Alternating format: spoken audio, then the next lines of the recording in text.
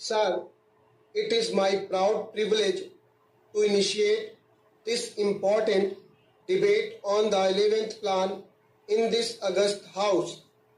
Although I have been in charge of the Ministry of Planning only for a few days, I have had the opportunity, along with my colleagues in the Cabinet, of considering the plan in its various aspects, and I shall try to present before you the salient features of the plan in the perspective of government's general overall economic objectives. Let me say at the outset that the 11th plan, covering the years 2007-8 to 2012-13, has been formulated in the light of the development experience of the past 3 decades and the perspective we need to keep for the next 10 to 15 years. The country's performance in the past has yielded very valuable lessons, and we must adopt our strategy of development in the light of this experience. The initial conditions from which the plan had to commence were far from favorable. 1999-2000 was a drought year during which agricultural production slumped. There was a sharp rise in prices which continued during 2002, and many weaknesses appeared in the basic infrastructure of coal, transport, and power, which in turn had adverse consequences for industrial growth. Internationally, we faced a sharp rise in prices of petroleum and other imports, while recessionary conditions in the industrialized world held out a threat for our exports. In a situation such as this, it was not easy for the government and the Planning Commission to chart the course of the country for the next 5, 10 or 15 years, which would be bold or definitive. At the same time, the problems facing the country are so acute that solution proved no delay. Removal of poverty and unemployment and attainment of self-reliance have been the basic goals of planned development, and they remain so for the 11th plan as well. In order to move forward towards these objectives, it is essential, although not sufficient, to achieve a high rate of growth of national income. The plan thus aims at a growth rate of 5.2% per annum.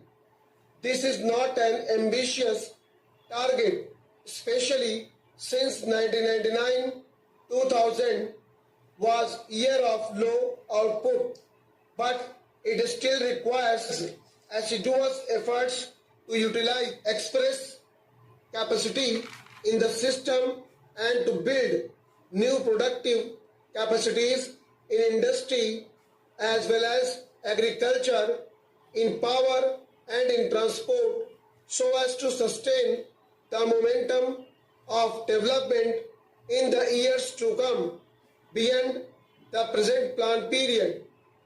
We think this effort can be made. Indeed, in the first 18 months since this government came to power, such an effort has been made. As a result, the growth rate last year was 7% and is likely to be 4.5% this year. Thus, the average for the plan may come to 6%. In order to achieve the target growth rate of 5.2%, both agriculture and industry will have to perform better than in the past. In terms of gross value added, the plan envisages an average growth rate of about 4% for agriculture and about 7% for mining and manufacturing. The realization of these targets will require a substantial step up in investment as well as a considerable improvement in capacities which have already been created, particularly in such critical sectors as irrigation, power, coal, petroleum, fertilizers, cement, and railways. The 11th plan lays balanced emphasis on both these aspects. The country is currently self-sufficient in food grains. However, there are still gaps in such important areas as pulses and vegetable oil seeds. Agriculture being still the foundation of our economy, the 11th plan contains a number of programs designed to further strengthen the modernizing impulses in agriculture, covering both food and cash crops. As a part of the overall strategy, the area under irrigation is sought to be increased by nearly 15 million hectares over the plan period. The consumption of chemical fertilizers is expected to go up from 5 million tons of nutrients in 1999-2000 to 9 million tons in 2004-05. The institutional credit for agriculture and rural development will be more than doubled over the plan period. The newly planned National Bank for Agriculture and Rural Development will act as a powerful agent for overcoming the weaknesses of the credit delivery systems, particularly in meeting the credit needs of small and marginal farmers and rural artisans.